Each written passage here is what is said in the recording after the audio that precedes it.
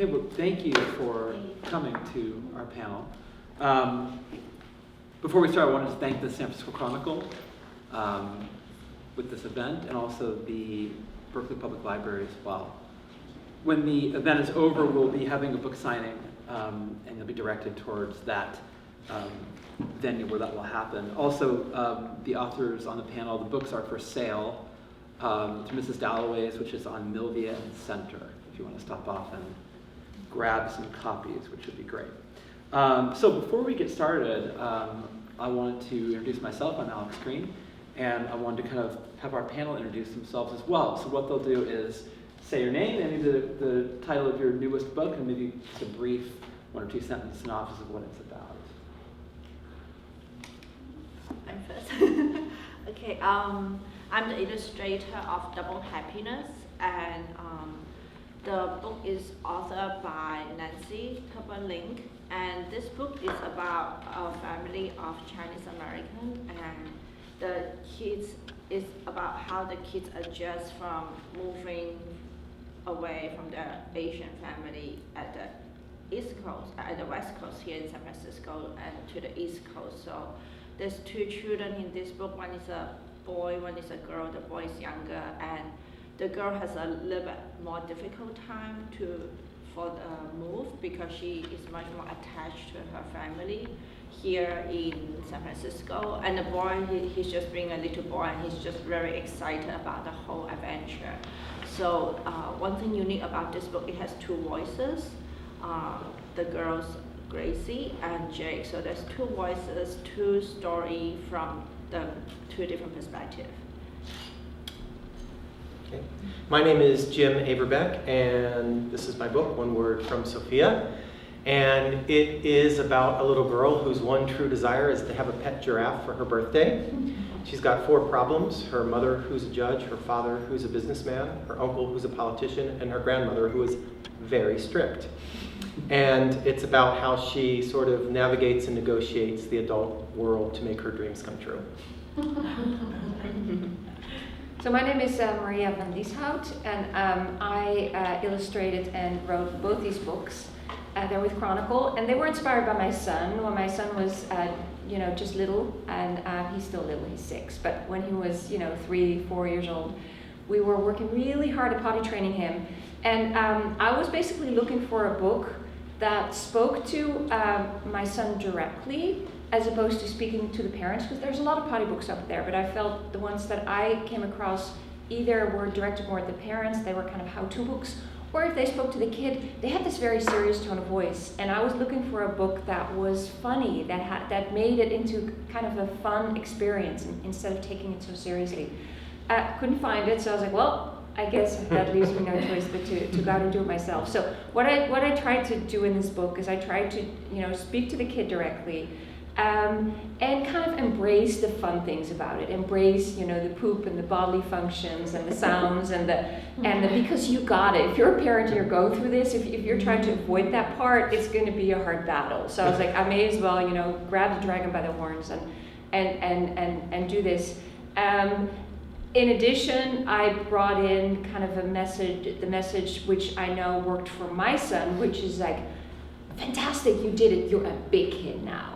So that is kind of the underlying theme of this book, kind of trying to, tell the kid, hey, trying to get the kid to do his business or her business, and then say, fantastic, you did it, you're now a big kid. And then my publisher asked me to kind of think about other titles, and that's how Binky came about, which is done according to the same format. Hi, I'm David Zeltzer. My book is Ninja Baby, also inspired by my daughter. In short, it's about a girl who loves to do everything by herself, and what happens when a baby brother comes along. But we can get into more detail maybe in the panel. I want to start by talking about themes. These are all 4 very different authors and very different books, and I'm wondering why you're attracted. Some of you explained to your children, but why are you attracted to certain themes that you are, and do you find that you return to those themes throughout your work?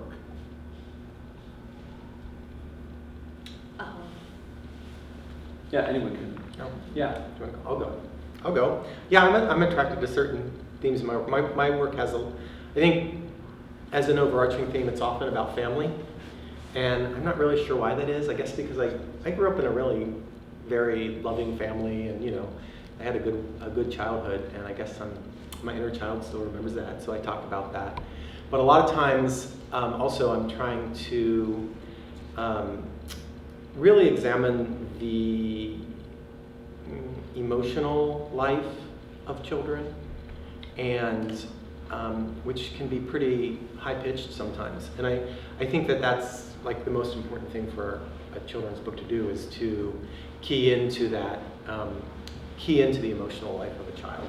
And I think that's almost essential for any book for kids. So. And I think to add to that, what I've come across when speaking to other, kids book creators, those of us who have kids are clearly inspired by them. You can't help but not be.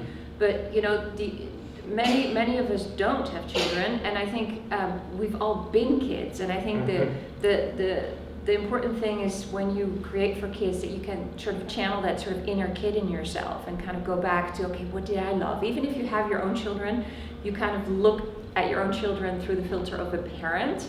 And sometimes it's good to say, well, I don't want to write this as a parent. I want to write this as a kid. And I think that is what, when I look at the most successful kids books out there who really connect with kids, I think those are done by creators who were able to do that really well. Go back to our childhood years and figure out, okay, what was it that really excited me when I was little? When I was a kid, I wanted a pet gorilla more than anything in the world. And there was this shopping mall that my mom would bring me to, and there was, a fountain in the middle where you would throw a coin and make a wish, and I would save up a nickel every time we'd go there, and I'd throw the nickel into the thing, and I'd say, oh, please let me get either a gorilla or a chimpanzee. And my mother would never get me one. So I guess I lived a much more deprived childhood than I thought. So, but that really became like, when I was figuring out what might be a storyline for this one, I was like, yeah, maybe she wants a gorilla. And then I decided on a giraffe because I don't know why, it just worked better. It's even less practical. Yeah, it is really. It is. It's also hard, sometimes you hear, in my opinion, there's two camps. There's parents who talk to their kids a certain way and parents who talk to their kids another way. And the really natural way, as if they are peers, to me seems better for the kid. If there's a kind of sort of a preachy, pedantic kind of tone, I've always felt that can be tricky to navigate as a kid. So one thing I love about these books, especially what you're saying, Maria, is that you want it to be in a natural voice. You want it to be able to kind of ring the bell of the kid, like, oh, this is how I think, this is how I talk. And that's hard. How do you do that? That's so hard to do. Yeah. It is hard to do, and I think a lot of people who aren't in kids' books, they think, oh, a kid book, just a couple hundred words and a few pictures, but it's actually really, really hard because, when it feels natural, when it all makes sense, it looks like not a lot of effort went into it, but, it may have been years of work and thought and just getting, selecting the right words and taking words out and putting words back in and taking out entire pages. So it's really difficult. Yeah. How do you handle economy? Like, how is something in terms of keeping the book so tight? Because it's a template. It can't go on, right? Right. How do you handle economy as a challenge as a writer? Because it seems like a big thing to think about. Well, one thing I love about picture books is that you're really leaving a lot of space for the illustrator. In my case, I'm just the author. The illustrator is Diane Good, and she lives in New York, so she couldn't be here. But she's an amazing illustrator who I, had a lot of respect and trust. So part of it is, I think, just like in film, where you want the images to do at least half the work, and so I think the economy comes in partly through that. Yeah, I think with Double Happiness, Nancy is the writer, and I don't know her before I get the manuscript, but then over time she found me on Facebook, and then we start talking. However, we can talk about the books because that's just not something we can do. Author and illustrator, we can't talk about how I'm going to illustrate a book. But we become friends because she's excited I'm going to work on her books, and I'm excited she's the writer.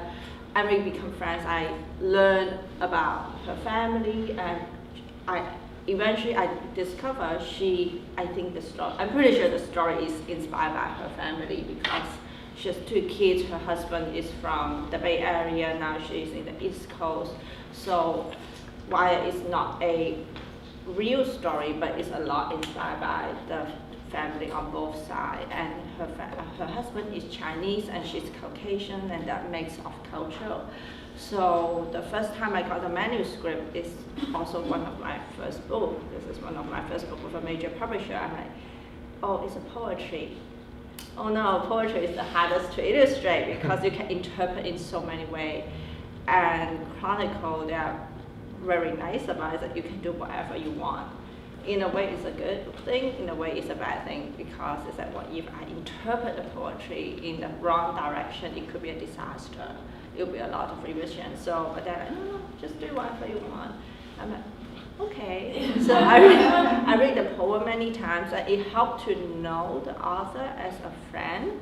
So we kind of like, okay. And then over time, after a few rereading of the story, I realized it's a story about families. And then we all have families, even though this is about more inspired by Nancy's family. And their story about how the kids' emotional attachment with the grandparents and the extended family. And then I'm like, yeah, I have my grandparents. I'm very attached to my grandparents too. So at the end, when I illustrate the book, I combine my own family story into the poem and interpret kind of a mix of what I know of Nancy's family and my family into the story, and it worked perfect. And I'm glad when I submit my manuscript, it approved on the first pass. So, and Nancy is really excited. And later on, after the book published, coincidentally, I never know where they live. But her husband and Jeremy is like, have you been spying us? I'm like, what do you mean? The house in the East Coast, it looked exactly like our house. The backyard looked the same. I'm like, your wife can't write about it? Yeah, but she didn't write the detail. It looked just the same. I'm like, really? And he said, oh, creepy. So I think it's that when everyone put a little bit of their soul in the story, it become real. It just happened. I think that's like one of the, what Elizabeth Gilbert would say, the big magic. You know, I've been interviewing bands since I was 15 or 16 years old, and somewhere around the late 90s, musicians would say to me, this is incredible, I can do a guitar part, or I can sing some vocals and send it by email to the person who is in another country, or my bandmate who has moved all the way across the world, and we can collaborate that way. But authors and illustrators have been doing this for a really long time. Does it ever get awkward? Is there ever a moment where you kind of, that isn't the house, and I have been spying on you, or whatever it is right? Is there ever a moment where you kind of, that isn't what I visualized? Because your story is a rare one, because typically at the first pass it doesn't go through, right? Any feedback there? Is there any awkward moments, or? Yes. Let's get to them. Yes, there's awkward moments. So I'm an author and an illustrator. This one I wrote, but I didn't illustrate, and there was another book called In a Blue Room that I wrote and didn't illustrate, and then the other ones I've illustrated but not written, and ones that I've done both on. So I think it probably goes smoother if the author, the biggest I think thing where it goes a little awkwardly is sometimes some authors, they do have a vision in their head, and they forget that the illustrator is bringing their own story. You know, they're adding to the story. They're making the story more than the text. If they're a good illustrator, that's what they're doing. And sometimes that can get a little awkward for the writer, because they have this vision in their head and it's not exactly what they envisioned. But usually, It's usually the editor is really sort of the go-between between the author and illustrator. Usually, like Elena said, the author and illustrator don't really talk to each other about the book. They go through the editor. So the author might say, well, I really kind of envisioned this, and say that to the editor. And then who knows if the editor ever says that to the illustrator, but maybe they find a way to say it or to kind of feel out the illustrator on that. And many times also the illustrator will come back and say, you know, these words aren't quite working. Can we? And so I think in the best books, either the editor does a really good job so that the words and pictures can really work together perfectly, or the author and illustrator are good enough friends that they can actually talk about the book and collaborate without it getting tense.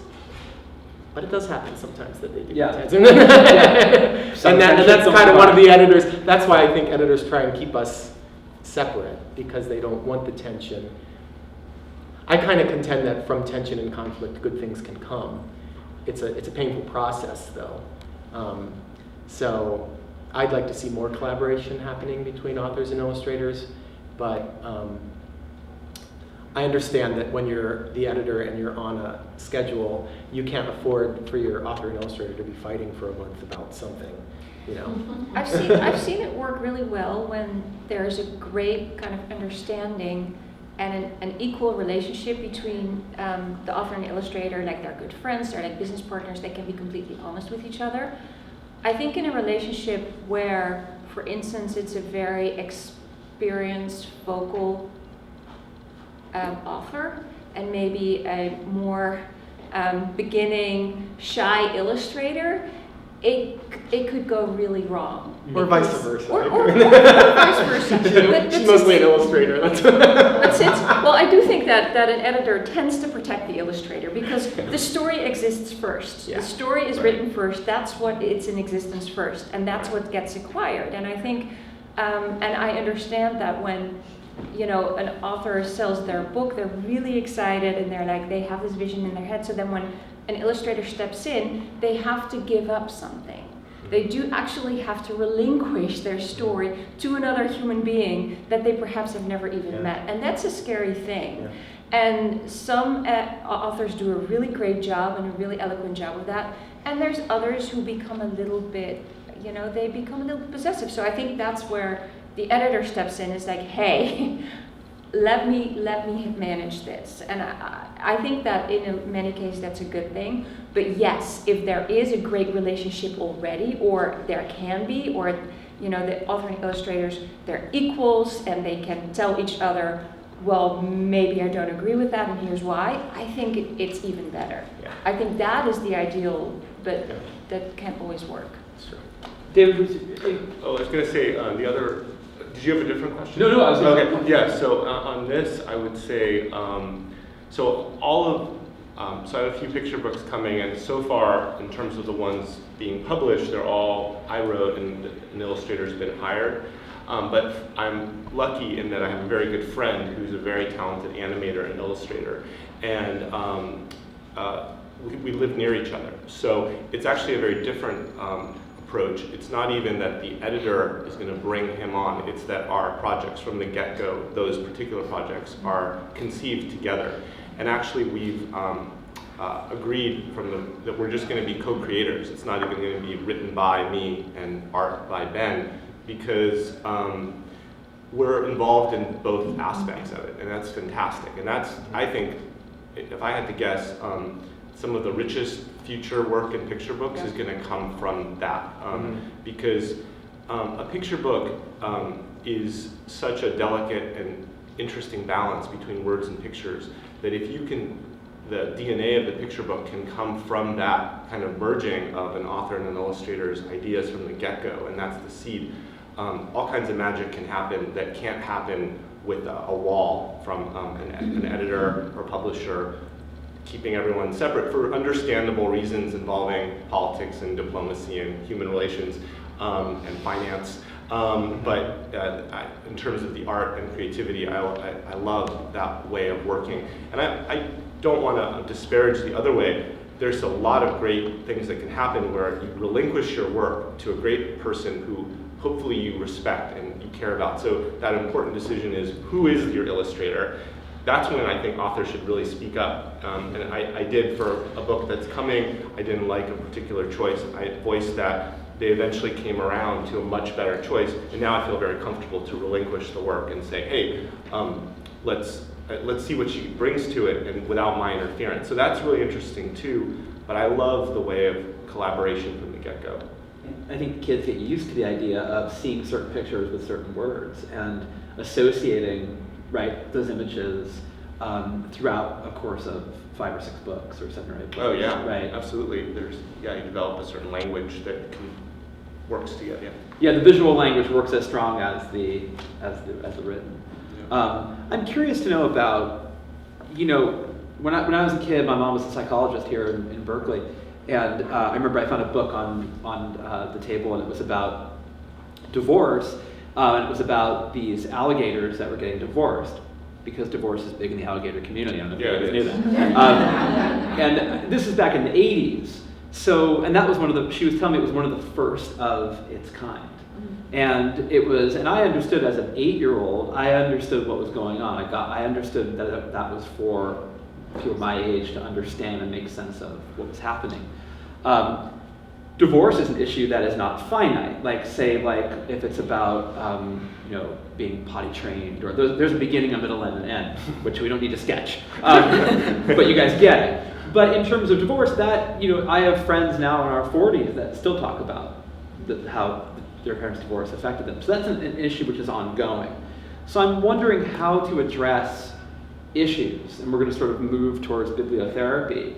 Some are finite and some are not. And so as an author, what is the challenge of writing a book where there really isn't an end? Because it's going to, obviously it's an open-ended end, right? Because it's still going on. Is that a challenge? Is that? I smell sequels. Yes. A lot of them. Yeah. No, I do think that's a really interesting question. In all honesty, that actually is something. So this book is partly about sibling rivalry and independence versus dependence, and how do you balance that in your life. And Chronicle is interested in a sequel to the book, and so the challenge is, do I take that theme, which is kind of like divorce? I think that can continue, sibling rivalry and so forth. But on the other hand,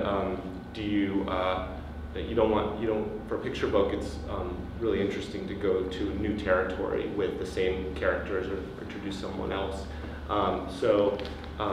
I think it's a case by case kind of. It's hard to necessarily for me to say anything general about it, but if you have a rich enough theme, I think you can explore it over the course of multiple books. That's maybe one approach. I also think those topics that are not finite are the hard topics, right? They're divorce, they're death, they're disability, they're getting hurt, they're bullying, and I think one book is never going to solve that issue for a kid. But I think what the role of a book does, it opens it up. It opens the topic up for kids and their parents, so they can begin to talk about it, and they can begin to recognize it and give it a name, and so that kind of the healing can begin. And I think that's, I think books that try to solve that maybe aren't the best approaches, but yeah, books that spark questions, those are the books that I think can do a lot of good for kids and the hard stuff that they go through. I think the human experience is ongoing, right? And I think all of our books are about that. And even potty training is something that goes on and on. I mean, there's always a new kid who's got to be potty trained, right? So, and I think that what our books do and should do is create a place for kids to experience empathy, for both to see their own struggles reflected in the story, and also see the struggles of people other than who have other struggles than the ones that they have, so that they can develop a sense of empathy and end up with a more open more open mind and a wider sense of experience. So that's how I think, I don't know if that answered the question Yeah. or not, but I think that's how I try to always approach my stories in connecting with the kid and in connecting with the human experience. So. And I think it's like with Double Happiness, it's about kids moving away from the extended, a very close extended family to a brand new home they never see. And currently, I'm working on my own. I'm writing my own story about immigrants, Asian immigrants in America. And for the longest time, I don't think it's a. I'm not trying that all the story. At least I don't think it's. We try to solve a problem. It's more we share our experience, and often a lot of this family story or personal experience, there's a lot of personal struggle, and often those are topics very hard, especially it's really hard for kids to verbalize to their parents. Maybe a kids go through divorce, they have all this thought and anxiety.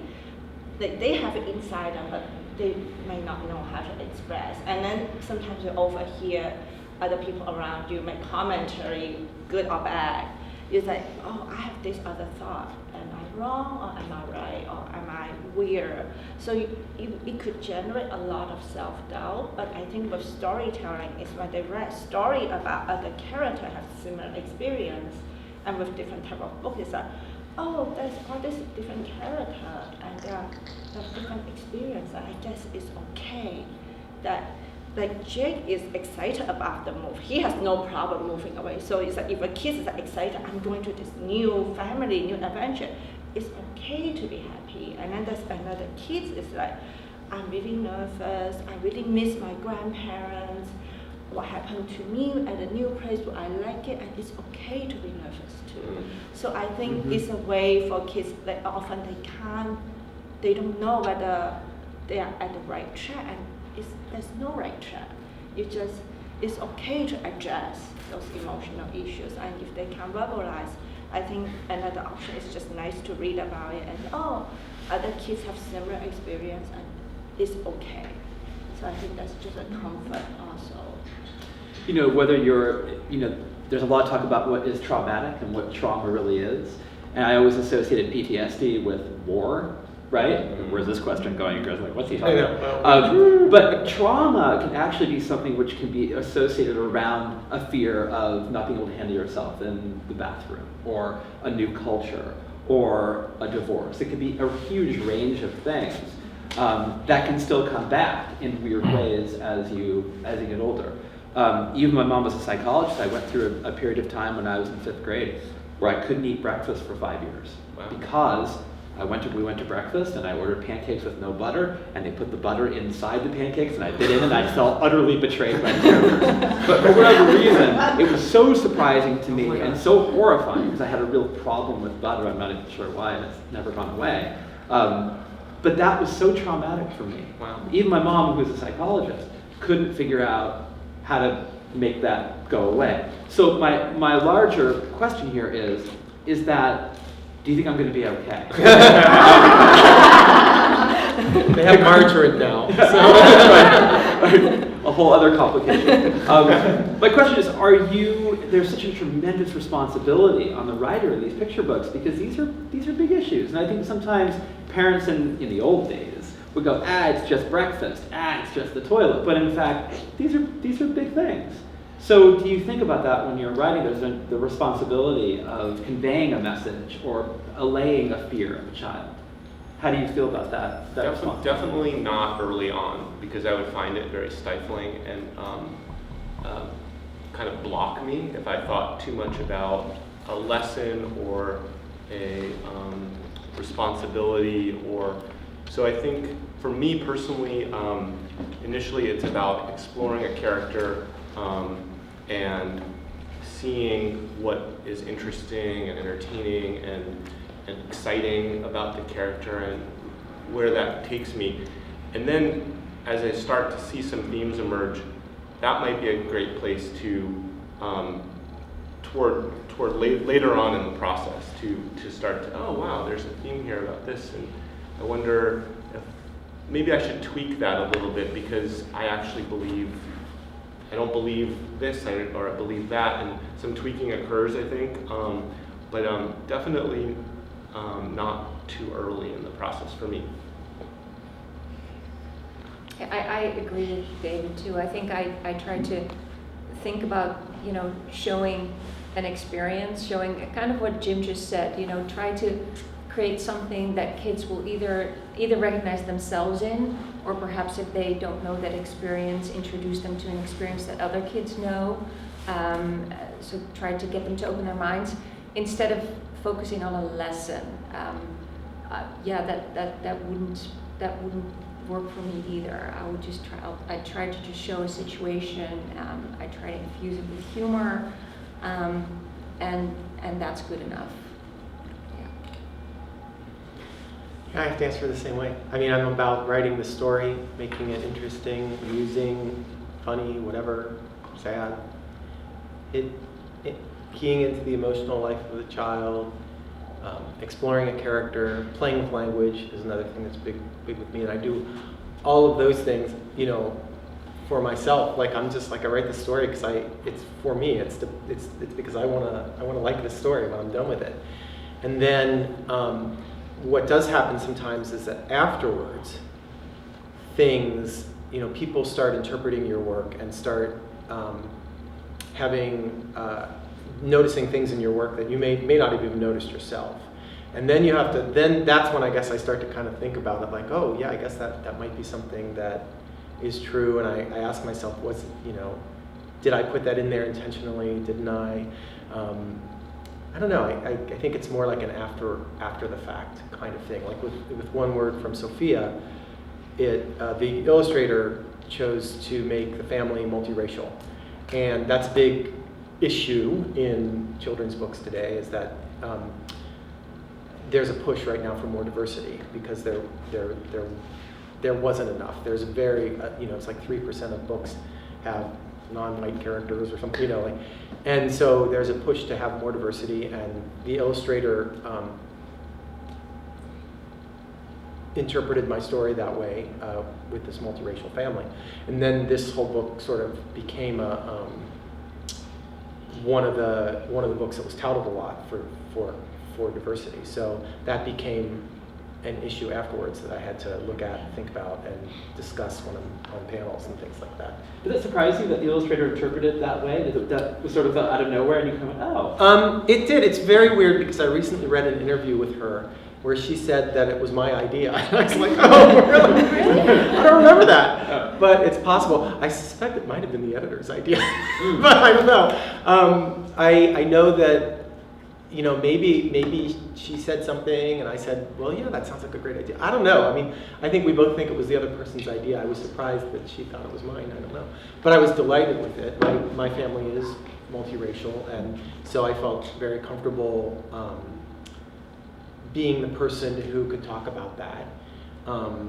And I thought it was needed. And I'm very delighted. This she's a very smart little girl and very motivated, and so I was really, I feel like there's a problem sometimes. There's no indicator in the text about race, and I think it's an issue when there is no indicator about race, if the default is white. Like, I have a problem with that. Like, it shouldn't be the default, right? And so I was really happy that Yasmin, the illustrator, didn't go to that default, and that she illustrated the characters the way they were. And to speak to, because you just asked us about like how do we take this responsibility? I never feel the responsibility to convey some sort of message, but I do think because we're putting media out there, we're putting media in front of kids, that we do have a responsibility to not go to the stereotypes. And of course, right. Going to like the white protagonist is one that we've all been guilty of, and that's why there are so few books that show protagonists of color, but other stereotypes too, like why do we always are the princess books always featuring girls? Can't we have a princess book with featuring boys? And why can't we break some of the gender stereotypes? Or why can't we show more kids with disabilities in books? Not books about disabilities, but just books with great stories that happen to have a character with disability. I think that's where there is a huge responsibility for us book creators to think about that and think, okay, is there an opportunity here to show kids that will be reading this book a world that they know because it's their world, because they live in it, but a world that isn't being shown currently in books. Yeah. So. Well said. Yeah, and unfortunately, a lot of publishers are driven by largely by marketing, and so their marketing shows that white faces on covers sell more books. It's the hard, unfortunate fact. And so I actually popped out my middle grade book because my character Lug in this book is described as having brown skin. And the cover, not exactly. And I mean, he wasn't described as black, but the book takes place in the Stone Age, at the dawn of the Ice Age, and but he lives in a jungle, and I described him as having brown skin, and so I was kind of surprised that this was the cover. And I have a black author friend who the publisher made her, instead of putting the black character on the cover, decided to put a bowling pin on the cover because that was a way to avoid having a black character as the main character on the cover. So there's a lot of things around, I think, marketing that play a role, and I'm hoping that's starting to change, because I think, as Jim said, there's a big movement now, but my sense is that's the root of the issue. And I think we do have a responsibility to say something to our publishers about that. Yeah. If they do that, throw a fit. And usually, like the only thing they hate worse than than thinking they might not have just the right cover to make the most money is an author who's really angry at them because they do not. We can do, because we write and we're vocal and we have, So I think a lot definitely is covered in the culture, because I remember last year when I was pitching, looking for a new agent, and I was pitching one of the historical agents. Oh, I got this story, and the main character is an Asian Indian, and the story kind of take place in an Indian setting, and the guy is like, wow, I like the story, but can you make it a little bit less exhausting so it's more easier to relate? And I'm like, the story will be a little bit, there's an elephant involved. There's another big is like, how am I going to make this story work if I take it out of the context? It's like there's no elephant is covered in Indian. right. So it's like, I'm like, oh, so I didn't sign with that particular person, but he's not the only one respond to me. It's like he's like exhausted topic, it's a little bit hard to sell. Yeah. So When Take you it saw out the of cover- Delhi and set it in Cincinnati or something, which is my hometown. When you saw that cover, you must have been I said something. crestfallen. Yeah, I said something. This is my first book before Ninja Baby, and I definitely said something, and I think they darkened up the character a little bit. Yeah, this is an earlier edition, I guess, but Yeah, so Yeah. the first, he was pretty pale in the first cover, and so this was their interpretation of my comment, and it's not like we didn't have a discussion of with a spectrum of shades where I could be like that, They just said, oh, we'll take care of it. Yeah. We'll take care of it, and so then this came out, and so I was like, okay, interesting, very good to know, and I think black authors in particular have they're often also put into very specific imprints and things that it only is their work is only going to be marketed toward a black audience and all kinds of things like that. And I think that needs to change because that's really. And the good news is that it is changing. Yeah. Maybe not fast enough, but things are changing. I definitely see a change. I definitely see, my publisher Chronicle is very open to, in fact, they're very excited about, we're hoping that this will become a series, and that we will have a multiracial cast with, every single book will feature a different character of a different race or gender. And they're very excited about that. It's not like I had to convince them. They think it's a good thing. And I know that in their in their list, they're actively looking for not just multicultural or creators of color, but also characters of color in the book. So yeah, we have a long way to go, but things are moving in the right direction. I taught tennis for 20 years, and and a lot of kids, and if an 8-year-old kid came on the court, we'd have a great lesson, and we would, the relationship was really different than if the parents sat on the court. When the parents sat on the court, I was teaching the kid and I was teaching to the parent. When you are writing, do you think about, because in many ways the parent is sitting on the bench, right? Because they're there. How do you handle that as a writer in terms of the creative process, thinking that you've got parent and kid probably going to be dealing with this book? I try and put in humor for the adult as well as for the kid. Kind of, like my favorite, the best example is old Bugs Bunny, right? Like, you see Bugs Bunny when you're a kid and you're like, oh, it's funny, ha ha ha. Then when you grow up, you start to realize how subversive it is. Yeah, he's in drag. Yeah, he's in drag half the time, and he's like, whoa, okay. And so I try and do the same thing. I actually do think about that in my books a little bit. I try and, picture books in particular, they're typically read by an adult to a child. So it is, both people are there. And if it's a good book, then that book's going to be read over and over and over again. And parents are going to be like, that one again. And if you can give them something that just gives them a little bit of a chuckle or a little bit of a touch point that they can recognize, then I think it helps them to be happy to read it multiple times. In Sophia, there's a lot of the humor comes from the characters. Remember, I said there was like a judge and a businessman and everything, and a lot of the humor comes from how the child Sophia approaches, in her argument for winning a giraffe, how she approaches each of these professions. And I think kids get it on one level, and I think adults get it on a different level because they have a better understanding of what those professions really entail than the kids do. So yeah, I try and write it on two levels. I think but primarily it's for the child as far as I'm concerned. But yeah, for picture books, that the adult's going to be reading it, so I try and write on two levels, yeah. Some of the truly classic picture books, like Oh, the Places You'll Go, for example, or You're Only Old Once, there Dr. Seuss managed to create a book that you don't necessarily give only to children. And you can enjoy it as an adult without a child there.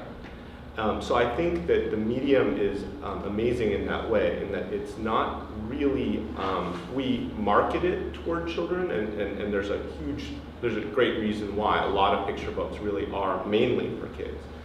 But one of the reasons I love working in picture books, and some of the books I'm working on now with my illustrator friend, are really designed to work just as well for adults as they do for children. And that's a high bar, and we're really, it's not something that is necessarily always achievable, but it's a really great feature of picture books that you really can write on a couple of levels. Yeah, because if a parent they're going to be buying the book in the bookstore, right? So they're going to be looking at it ostensibly even first, sometimes. So it's a good thing to think about. When I was a kid, I moved schools when I was really young. I remember going to the librarian and saying, I feel really lonely because it was a new school. I didn't know anybody. I said, I'm very lonely. I'm a little bit sad. Can you recommend a book? This is a true story. And she gave me Death in Venice. Right? And I thought, I'm 9. So, to this day, I never understood that, but that it explains a lot. But I really want to know this librarian. she was very black-hearted, but that'll do the trick. Here's Death in Venice, go away. But I'm wondering now, because I'm realizing, and Maria's saying it has improved, that it seems like a lot of issues are covered. And I'm wondering, like loneliness, multiculturalism. Yeah. Are there some issues that need to be covered more that, or aren't covered yet, that you see this sort of an idea of bibliotherapy moving towards? I'm thinking about the transgender community. I'm thinking about those kinds of issues that are now very prevalent and could use a book.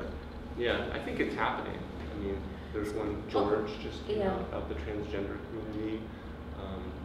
I feel like there's a need for a book 10,000 with... dresses. 10,000 Dresses, Jacob's Yep. New Dress. Yeah.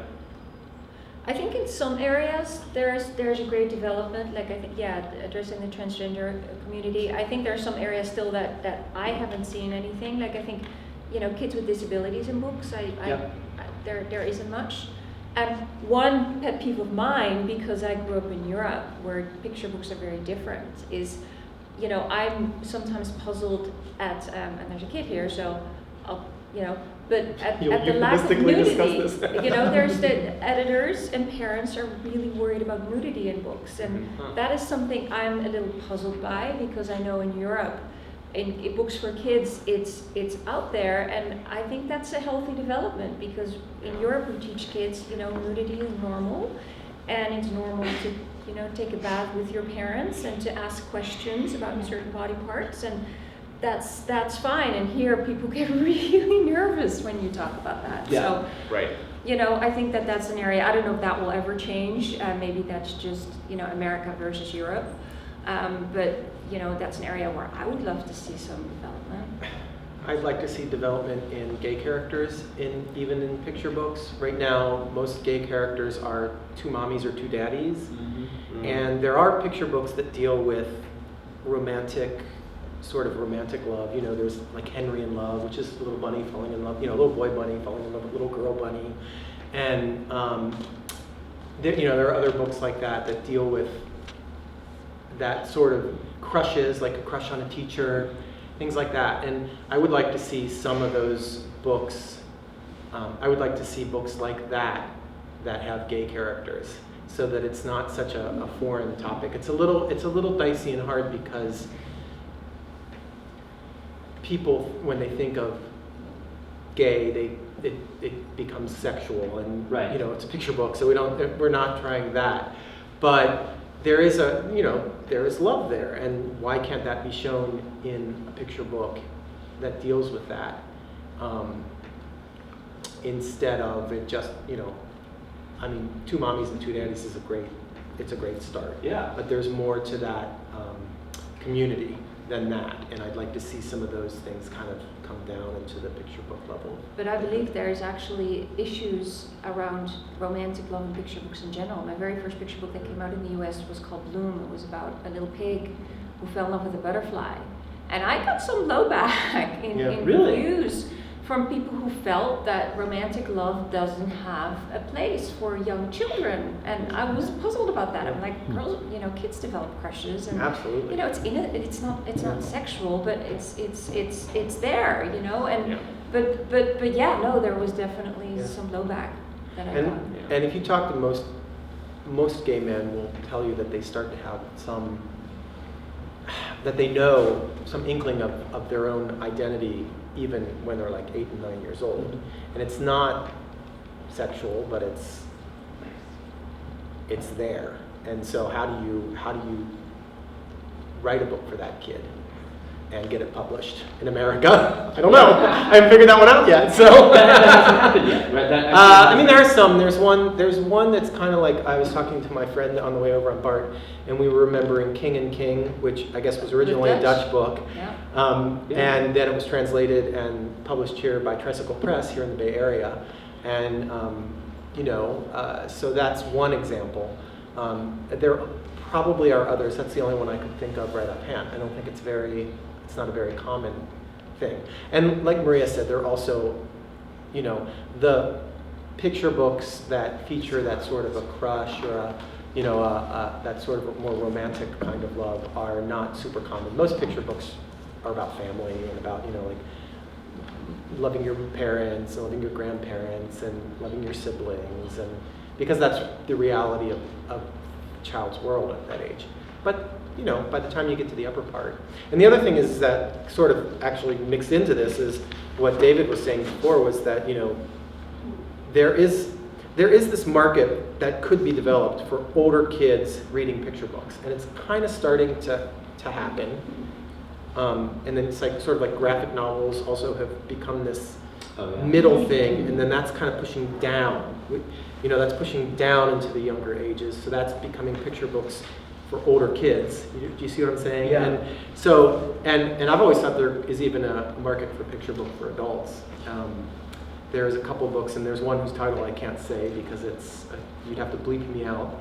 It's Go the Heck to Sleep. Yes. And you know, and that I know sold a zillion copies, and it was a parody, but you know, it was a picture book for adults, clearly. You know, and there is that market there, but it's just not very well developed. You know, you have to develop markets, and publishers outside the box thinking isn't always the strength.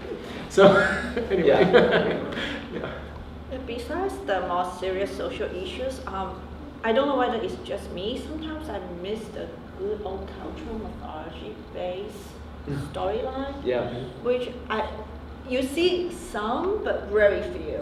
And it's like it doesn't necessarily to have a lesson, but it might be a story inspired by certain cultural myth Yeah. or traditional story, but contemporized, but the story is still set in Yeah. the original, where the origin of the culture is. I feel that it's lack of that. Yeah. Sometimes I'm craving for that because there's a lot of I think mystery. there's And sometimes learning about, sometimes the best way to understand the culture or a lesson is that sometimes the mythology is one of the foundation of storytelling for different culture. And I think it's like, I just miss that because like all the classics that Thousand and One Night, those are old. I mean, they're great, but why can't we do something like that but contemporized, still loyal and still honest to the traditional idea and origin of the story? But it's like whenever I try to do something like that, I pitch idea to publisher, most people just say,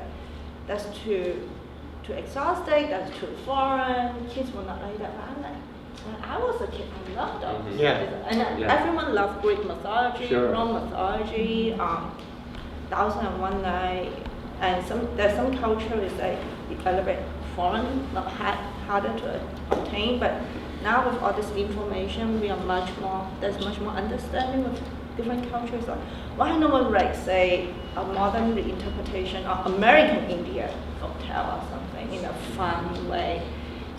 There's such a rich story resources. It could be a great cultural education and lesson, but no one really do that. It's a shame, I think.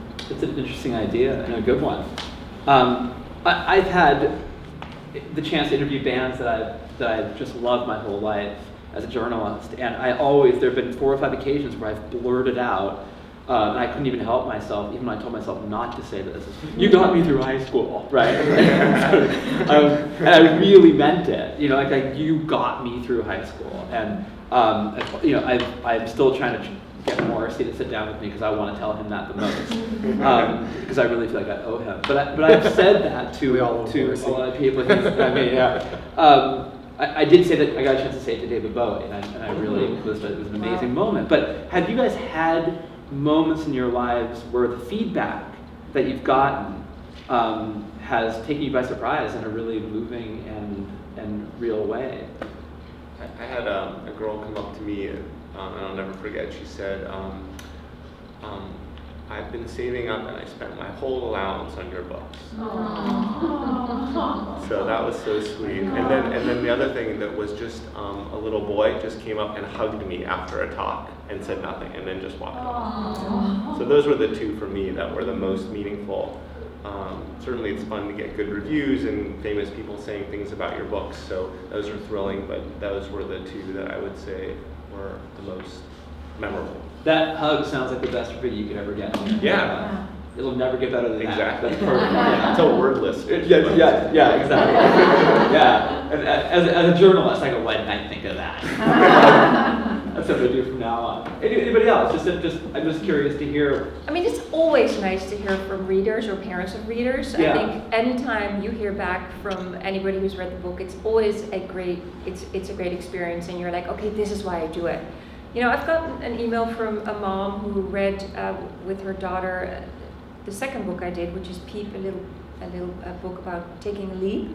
And it's about a little chickie who's afraid to jump off the edge of the sidewalk. And she got it from the library for her daughter, and she was like, we read it, and it's now her favorite book, and she loves it. And I don't think there was necessarily a message of, it helped her get through a major obstacle. But Preschool. Just- It got me through preschool. No, I wish. That would have been nice. That wasn't there. But just the fact that she took out time out of her busy day to write to me to let me know that the book was meaningful, that just meant a lot. I went to there's two that I can think of that are really clear in my mind. One was that I went to a book festival in Western New York, and I think that there had been some arrangement to buy books for to distribute my books to some kids in some school. And one kid came up and was like, is this really for me? And I was like, yeah. And he said it was like the first book he'd ever gotten, and it was his only book, and that like completely like blew me away. I was like, wow, and he was, it's like so excited. Yeah. And then also with this book, One Word from Sophia. Oh no, sorry, it was actually the Market Bowl. I spoke at a school in, I think it was in, I want to say Marin Tiburon. I think it was in Tiburon. So the Market Bowl, I was a Peace Corps volunteer in Cameroon, and the Market Bowl features a young Cameroonian girl. And when I go to schools, I usually read the story and then I let them choose another story. And usually they choose this one about a dragon, but in this case they chose this one about this young Cameroonian girl. And there was a girl in the audience who was from, I think she was from Kenya, which is on the other side of Africa, but still she was very excited about the fact that there was going to be this little African girl in this story. And then, like her peers were all like, high-fiving her afterwards and everything. So that was kind of a cool moment where there was this guy coming in and showing this culture that was, at least on the, in some ways similar to the one where she came from. And she felt very, she really identified with that. And so that was cool. And she's, said it. So I was like, wow, that's cool. So far I haven't published that much book yet. Still pretty new. So this is kind of one of my first with the major project. But it's fun when I go to reading and a demo drawing, and then at the end all the kids will drag me around, want me to draw a character, or want me to teach them how to draw a character because I'm the illustrator. So that's always fun, just to know that they love it enough want to do it. Yeah. The authors will be signing their books. So what we can do is, any time for like a cute, what's that? Questions? Oh, yes, a quick questions. If you have some, then we can direct you towards where the authors will be signing. Anything from the audience? Yeah. Yeah, in terms of, opportunities for promoting the empathy for children, one additional area to the ones that you is incarceration, Yeah. domestic violence, Yes. chemical dependency, immigration, refugees.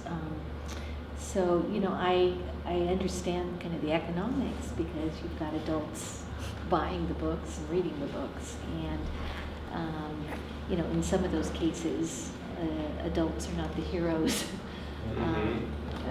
Are dealing with sensitive subjects like that in a playful way. It just would be interesting if there would be any way that wouldn't be threatening to the adults or to the child, but would help with those type of situations. It just seems like a great opportunity. There's a great book about incarceration called Knock Knock. Mhm. Have you seen that one? Yeah. I read this book. I was on a committee that was, I give an award or whatever, and I fought for that book.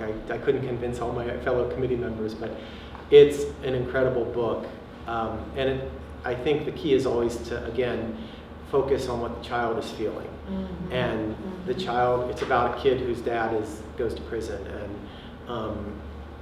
man, it's really moving. If you get a chance to check it out, do It's a so. great book. It's